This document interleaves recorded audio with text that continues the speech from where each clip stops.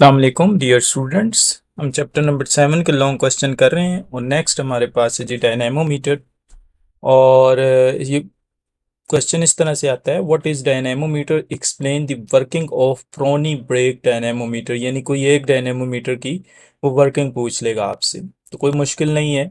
तो सबसे पहले आपने हेडिंग देनी है डायनेमोमीटर की और उसके बाद इसकी डेफिनेशन लिख लेनी है कि डायनेमोमीटर एक ऐसी डिवाइस का नाम है जो मेजर करती है किसी भी इंजन की या किसी भी मशीन की ब्रेक हार्स पावर को फाइंड करने के लिए। ठीक है, वो डेफिनेशन भी लिख सकते हैं। ये थोड़ी सी मुश्किल होगी आपके लिए। आप वो सिंपल डेफिनेशन वही लिखेंगे जो नोट्स में लिखी हुई है। This is a device that use to find brake horse power of an engine. Engine की ब्रेक हार्स पावर फाइंड करने के लिए जो इंस्ट्रूमेंट इस्तेमाल होता है, जो डिवाइस इस्तेमाल होती है, वो डायनामोमीटर है। ठीक है, उसके बाद आप इसकी टाइप्स लिख देंगे। There are two major kinds होती हैं, दो मेजर टाइप हैं, एक अब्जॉर्प्शन डायनामोमीटर है और एक ट्रांसमिशन डायनामोमीटर है। अब्जॉर्प्शन डायनामोमीटर क्या करता है, ये अब्जॉर्ब करता है पावर को बाय मींस ऑफ फ्रिक्शन। ठीक है, यानी फ्रिक्शन फोर्स लगा के तमाम पावर को अपने अंदर अब्जॉर्ब कर लेता है और फिर बताता है कि ब्रेक हार्स पावर कितनी है इसकी। दूसरा ट्रांसमिशन डायनेमोमीटर होता है। ट्रांसमिशन और डायनेमोमीटर क्या करता है, जो कि ट्रांसमिट करता है major portion of available power and very small portion of power is consume against friction. यानी ये एक किस्म की पावर को दूसरी किस्म की पावर में चेंज करता है। लेट्स सपोज मैकेनिकल पावर को ये इलेक्ट्रिकल पावर में चेंज करके हमें उस इंजन की ब्रेक हार्स पावर बता देता है। ठीक है ना, तो ये जो पावर है इंजन की उसको डिस्टर्ब नहीं करता ट्रांसमिशन डायनेमोमीटर जो होता है, और उस पावर को जो है वो किसी और यूज़फुल पावर के अंदर चेंज कर देता है।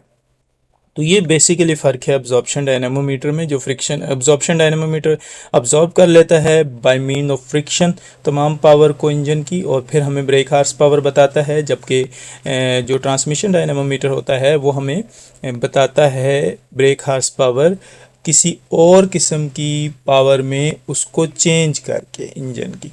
ठीक है ना, तो फिर हमें उसकी ब्रेक हार्स पावर बताता है। तो ये हो गया ट्रांसमिशन। नेक्स्ट अब इसकी टाइप हम देखते हैं जो कि है प्रोनी ब्रेक डायनेमोमीटर। तो प्रोनी ब्रेक डायनेमोमीटर जो होता है वो अब्जॉर्प्शन टाइप होती है डायनेमोमीटर की, यानी ये अब्जॉर्प्शन डायनेमोमीटर की एक किस्म है। इट एक्ट्स एज ब्रेक, यानी ये ब्रेक के तौर पर एक्ट करता है, यानी इंजन की शाफ्ट को रोकता है और रोककर हमें ये बताता है कि जो टार्क एक्टिंग हो रही है इसके ऊपर वो कितना हो रहा है, या जो ब्रेक हार्स पावर बनती है इस इंजन की वो कितनी है। तो डेफिनेशन हो जाएगी।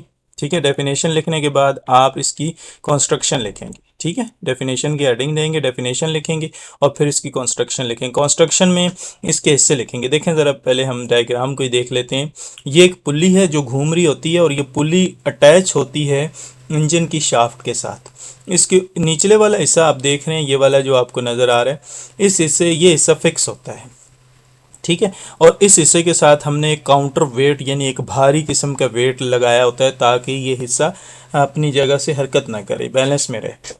ये जो शाफ्ट घूम रही होती है ना, इसके ऊपर एक और पार्ट होता है और ये पार्ट एक लीवर का काम करता है।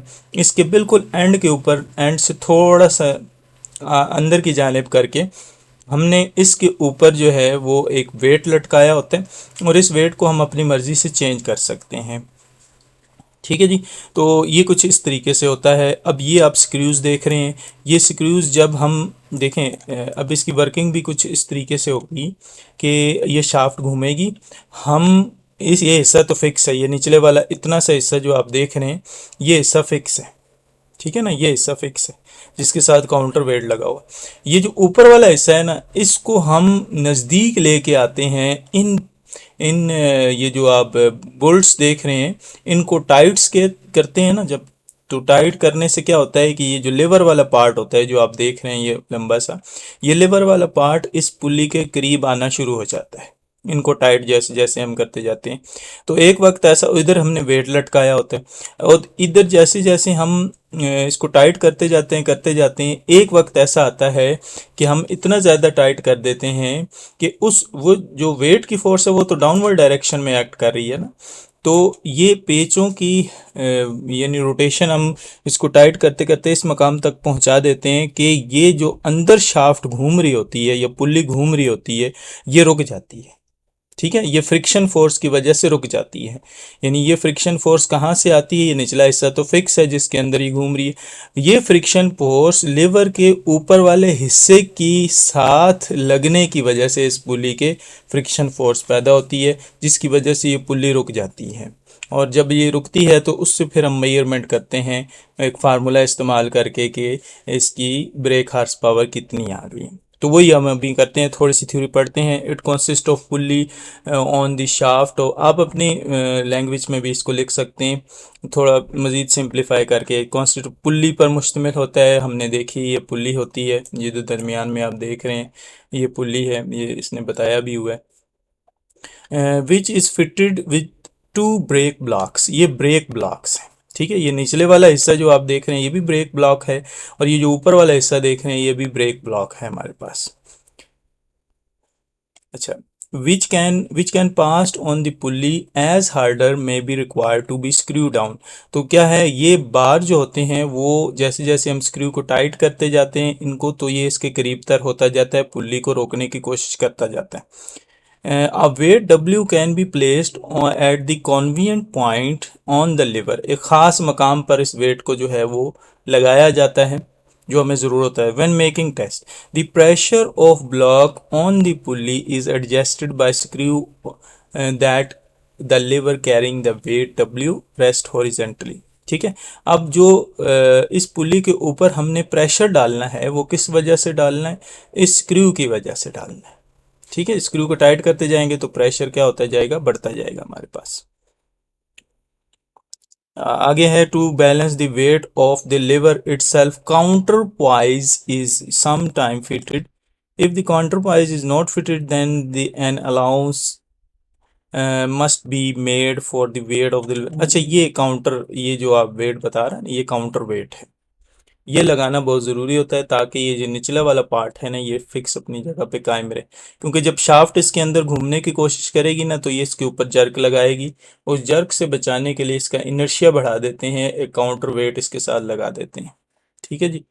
तो नेक्स्ट अब क्या है, अब हम इसकी कैलकुलेशन वगैरह देखते हैं कि वो किस तरह से हम फाइंड करते हैं। Since the lever is at rest equilibrium in the horizontal position, turning moment on the shaft is anti clockwise. अगर ये एंटी क्लॉकवाइज घूम रहा है कुछ इस डायरेक्शन में, तो ये जो ऊपर वाला हिस्सा जैसे जैसे हम टाइट करते जाएंगे स्क्रू को तो ये इसके ऊपर क्लॉकवाइज डायरेक्शन में एक फोर्स लगाएगा।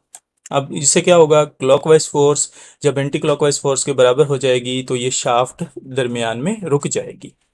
to balance by the moment of the frictional resistance of the block on the pulley anti-clockwise direction। अब मोमेंट की हमने जो है वो फाइंड करना है फार्मूला। तो मोमेंट का फार्मूला क्या होता है? मोमेंट होता है टार्क का वो जो फार्मूला होता है जो कि होता है R इंटू एफ। ठीक है, यही होता है ना। अब हमारे पास जो फोर्स लग रही है ना वो फोर्स ये नीचे की तरफ लग रही है जो कि वेट की फोर्स है, वो हमने लिखी जो फोर्स है। और ये जो L डिस्टेंस है पॉइंट ऑफ रोटेशन या फिक्स पॉइंट से फासला इस वेट का, वो हमारे पास L है। ये देखिए जिस पॉइंट पे रोटेशन और ये जो फिक्स किया हुआ हमने शाफ्ट वाला पॉइंट उससे लेकर इस वेट तक का जो डिस्टेंस है वो हमने L लिया हुआ है। ठीक है जी, तो ये हमारे पास फार्मूला आ जाएगा, ये लिखने की ज़रूरत नहीं है आपको। अच्छा, उसके बाद हम क्या काम करेंगे, ये हमारे पास मोमेंट या टार्क की वैल्यू आ जाएगी, ये वही फार्मूला है W इंटू L आ जाएगा हमारे पास। अच्छा, अब हमने वर्क डन फाइंड करना है। वर्क डन फाइंड करने के लिए हमारे पास जो फार्मूला बनेगा, वर्क डन क्या होता है? वर्क डन बराबर होता है जी हमारे पास F डॉट डी, ये हमारे पास वर्क डन का फार्मूला होता है हमारे पास। ठीक है ना। और हमारे पास जो फोर्स है उसका फार्मूला हमारे पास ये हमने लिख दिया। ठीक है, ये वाला into angle of radian, angle in radian, जो एंगल कवर हो रहा है इसकी रोटेशन के दौरान, जो दायरे में वो कवर कर रहा है एक रोटेशन के दौरान, वो हमें पता है जब एक रोटेशन मुकम्मल होगी तो कितना एंगल बनेगा? 2 पाई का एंगल बनेगा हमारे पास। ठीक है। देखें, अब आप सोच रहे होंगे यार टार्क की जगह पे ये टार्क क्यों लिखा, यानी फोर्स क्यों नहीं लिखा। ठीक है, हमने टार्क क्यों लिखा, फोर्स क्यों नहीं लिखा। उसकी वजह ये है, अब ये वाली इक्वेशन कैसे बनी है इसको ज़रा देखें। देखें हमारे पास जो वर्क डन का फार्मूला आया है वो torque into angle of radians क्यों लिखा है उसने। देखें वर्क डन का हमें तो फार्मूला क्या पता है, हमें फार्मूला पता है W is equal to F dot D. अब एफ की वैल्यू यहाँ से निकाली है उसने। ठीक है, टार्क के फार्मूले से। टार्क के फार्मूले में एफ की वैल्यू क्या बनती है, हमें पता है टार्क बराबर होता है आर इंटू एफ। एफ निकालना है तो आर को दोनों तरफ डिवाइड कर दें, तो टार्क डिवाइडेड बाय आर ये हमारे पास एफ की वैल्यू बन जाएगी। इसी तरह होगा ना, तो इस एफ की जगह पे हमने लिख दिया टार्क डिवाइडेड बाय आर, और डॉट डी वर्क के फार्मूले में वो इसी तरीके से आ जाएगा। अब टार्क का हमने फार्मूला भी निकाला था W इंटू एल, तो वो टार्क की जगह पे पुट कर दें W इंटू एल। आर जो रेडियस इस वक्त बन रहा है वो हमारे पास इस L के बराबर है। ठीक है जी, तो इस R की जगह पे L पुट कर दें, ये L इस L से ख़त्म हो जाएगा, बाकी क्या बचा, W बचा। इस डॉट D, ये जो D आ रहा है ना, जो डिस्प्लेसमेंट कवर हो रहा है या जो फासला है वो उस वर्क का जो इस वेट फोर्स की वजह से हो रहा है वो इस L के बराबर है, तो इसकी जगह पे भी L लिख दें। तो W इंटू एल, और ये जो टोटल रेवोल्यूशन के अंदर, एक रेवोल्यूशन के अंदर ये पुल्ली जितना एंगल कवर करेगी वो 2 पाई के बराबर है, तो वो लिख दिया हमने। ठीक है, तो ये फार्मूला बना हुआ है यहाँ पे। ये फार्मूला असल में किसका है, वर्क डन का है। ये वर्क डन का फार्मूला है। ठीक है ना, वर्क डन का फार्मूला जो कि इस तरीके से निकला हुआ है। उम्मीद है समझ आ गई होगी। अच्छा, उसके बाद जो है, क्योंकि एक दफ़ा तो वो रोटेट नहीं कर रहा, उसकी n नंबर ऑफ रोटेशन है, तो हम n से इसको मल्टीप्लाई भी कर देंगे इस सारी इक्वेशन को, ये जो ऊपर आ रही है। ठीक है, न्यूटन मीटर को जॉउल लिख दिया हमने, वर्क का यूनिट है हमारे पास। तो ये हमारे पास एक फार्मूला बन गया, किसके लिए, वर्क डन के लिए। वर्क डन कौन कर रहा है, ये कर रहा है वेट फोर्स की वजह से वर्क डन हो रहा है इस पुली के ऊपर। ये उस वर्क डन की वैल्यू हमारे पास आ गई है। ठीक है, अब अगर इस वर्क डन की वैल्यू हमने पावर में लेके आनी है, तो पावर क्या होता है, पावर होता है जी work done divided by time, यही होता है कि नहीं। तो वर्क डन, हमारे पास वर्क डन का फार्मूला ये बन गया, वो लिखा हमने। ठीक है, divided by time, time 1 second है, तो 1 सेकंड लिखे ना लिखे बराबर है बात। तो ये बन जाएगा 2WL 2 पाई इंटू एन वाट। ये अब पावर का फार्मूला हमारे पास बन गया। लेकिन अगर वो कहे कि जी पावर का फार्मूला हार्स पावर में लिखें, तो उस सूरत में इसको 746 से डिवाइड करते हैं। तो ये हमारे पास ब्रेक हार्स पावर का फार्मूला बन गया, किसके लिए, प्रोनी ब्रेक डायनेमोमीटर के लिए हमने ब्रेक हार्स पावर का फार्मूला बना लिया। ठीक है, यही हमने प्रूव करना होता है। तो अब इसमें देख लें, हमारे पास ये एल की भी वैल्यू होगी, वेट भी हमें पता होगा, पाई की वैल्यू हमें पता है, नंबर ऑफ रोटेशन हम फाइंड कर लेंगे। तो ये सारी वैल्यूज पुट करने के बाद हमारे पास इसका आंसर हार्स पावर में बन जाएगा। और अगर आपने वर्क का यूनिट जो है वो फुट पाउंड पर मिनट में लिया हुआ है, तो उस सूरत में ये फार्मूला इस्तेमाल करना है हमने। अभी पीछे हमने इस चीज़ को भी स्टडी किया था। ठीक है, तो कोई मुश्किल नहीं है, थोड़ा सा अगर आप इस वीडियो को 1-2 मरतबा देखेंगे तो आपको समझ आ जाएगी। फिर भी अगर कोई मसला हो तो आप पूछ सकते हैं। ओके जी, अल्लाह हाफिज़।